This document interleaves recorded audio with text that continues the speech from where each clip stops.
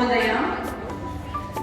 ಕನ್ನಡ ಕನ್ನಡ ಆಸವಿಗನ್ನಡ, ಕನ್ನಡ ಎನೆ ಕುಡಿದಾಡುವುದೆನ್ನೆದೆ, ಕನ್ನಡ ಕಿವಿ ನಿಮಿರುವುದು, ಕಾಮನ ಬಿಲ್ಲನ್ನು ಕಾಣುವ ಕವಿಯಲು ತೆಕ್ಕನೆ ಮೈಮನ ಮರೆಯುವುದು ಎಂಬ ಕುವೆಂಪು ಅವರ ವಾಣಿಯ ಜೊತೆಗೆ ತಮಗೆಲ್ಲರಿಗೂ ಸಹ 69ನೇ ಕರ್ನಾಟಕ ರಾಜ್ಯೋತ್ಸವದ ಶುಭಾಶಯಗಳು. 1956 ನವೆಂಬರ್ 1ರಂದು ಮೈಸೂರು ರಾಜ್ಯ ಪ್ರತ್ಯೇಕವಾಗಿದ್ದರಿಂದ ನಾವು ಆ ಸಮಯದೊಂದಿಗೆ ರಾಜ್ಯೋತ್ಸವವನ್ನು ಆಚರಿಸುತ್ತಿದ್ದೇವೆ. ಅದೇ ರೀತಿ 1956 ನವೆಂಬರ್ 1ರಂದು ಭಾಷಾವಾರು ಪ್ರಾಂತ್ಯಗಳ ಪುನರ್ವಿಂಗಡನಾ ಕಾಯ್ದೆಯನ್ವಯ ಇಂದಿನ ಮುಂಬೈ ಭಾಗ ಸೇರಿದಂತೆ ಕನ್ನಡ ಭಾಷೆ ಮಾತನಾಡುವ ಪ್ರಾಂತ್ಯಗಳನ್ನು ಪ್ರತ್ಯೇಕಿಸಲಾಯಿತು. ಆ ಸವಿನೆನಪಿಗೆ ನಾವು ಈ ದಿನವನ್ನು ಆಚರಿಸುತ್ತಿದ್ದೇವೆ.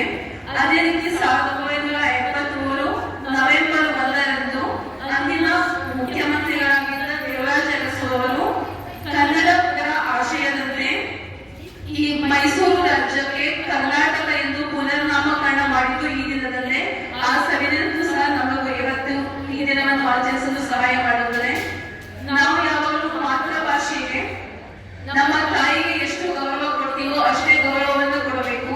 ಕುವೆಂಪು ಒಂದು ಕಡೆ ಹೇಳ್ತಾರೆ, ನಿಮಗೆ ಗೊತ್ತಿರಬಹುದು, ಅವರ ಕವಿತೆಯಲ್ಲಿ ನಾವು ಎಷ್ಟೇ ಯಾವ ಭಾಷೆ ಪರಿಣಿತರಾದರೂ ಸಹ ನಾವು ನಮ್ಮ ಅಭಿಪ್ರಾಯವನ್ನು ಹಂಚಿಕೊಳ್ಳೋದಿರಲಿ ಅಥವಾ ನಾವು ಮನಸ್ಸಿನ ಭಾವನೆಗಳನ್ನ ಹೃದಯದ ಮಾತುಗಳನ್ನ ಹೇಳೋದು ಕನ್ನಡ ಭಾಷೆಯಲ್ಲಿ, ನಮ್ಮ ಮಾತೃಭಾಷೆ ಯಾವುದಿರುತ್ತೋ ಅದೇ ಭಾಷೆಯಲ್ಲಿ ನಾವು ಕನ್ನಡ ರಾಜ್ಯೋತ್ಸವವನ್ನು ಆಚರಣೆ ಮಾಡೋದು ಬರೀ ಒಂದಿನದ ಆಚರಣೆ ಆಗಬಾರದು. ಯಾವಾಗಲೂ ನಾವು ಅದನ್ನು ಅನುದಿನದ ಆಚರಣೆ ಆಗಬೇಕು.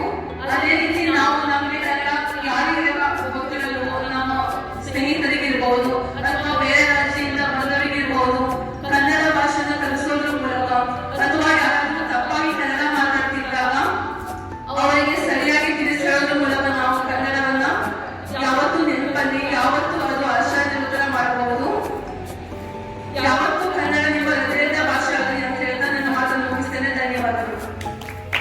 ನಮಗೆ ಹಲವಾರು ವಿಷಯಗಳನ್ನು ತಿಳಿಸಿಕೊಟ್ಟಿದ್ದಕ್ಕಾಗಿ ಧನ್ಯವಾದಗಳು. ನಮ್ಮ ರಾಷ್ಟ್ರಕವಿ ಕುವೆಂಪು ಅವರ ಬಗ್ಗೆ ಒಂದು ಪುಟ್ಟ ಭಾಷಣ ಮಾಡಲು ಹಾಲುಕಡಿಯಾರವರನ್ನು ಸ್ವಾಗತಿಸುತ್ತೇನೆ. ಎಲ್ಲರಿಗೂ ಬೆಳಗಿನ ಶುಭೋದಯಗಳು. ನನ್ನ ಹೆಸರು ಅನಿತಾ. ನಾನು 10ನೇ ತರಗತಿಯಲ್ಲಿ ಓದುತ್ತಿದ್ದೇನೆ. ಮೊದಲನೆಯದಾಗಿ ಎಲ್ಲರಿಗೂ ಕನ್ನಡ ರಾಜ್ಯೋತ್ಸವದ ಆರ್ಥಿಕ ಶುಭಾಶಯಗಳು. ನಾನು ಇಂದು ಕುವೆಂಪು ಅವರ ಬಗ್ಗೆ ಮಾತನಾಡಲು ಬಯಸುತ್ತೇನೆ. ಕುವೆಂಪು ಎಂಬ ಕಾವ್ಯನಾಮದಿಂದಲೇ ಪ್ರಸಿದ್ಧರಾಗಿರುವ ಕುಪ್ಪಳ್ಳಿ ವೆಂಕಟಪ್ಪ ಪುಟ್ಟಪ್ಪನವರು 1904 ಡಿಸೆಂಬರ್ 29ರಂದು ಜನಿಸಿದರು. ಮಲೆನಾಡಿನ ಶಿವಮೊಗ್ಗ ಜಿಲ್ಲೆಯ ತೀರ್ಥಹಳ್ಳಿ ತಾಲೂಕಿನ ಸಮೀಪದ ಕುಪ್ಪಳ್ಳಿಯವರು. ಇವರ ಜೀವನ ಮತ್ತು ಸಾಹಿತ್ಯವು ಕನ್ನಡಿಗರ ಮತ್ತು ಇಡೀ ಮನುಕುಲಕ್ಕೆ ಸ್ಫೂರ್ತಿಯಾಗಿದೆ. ಇವರ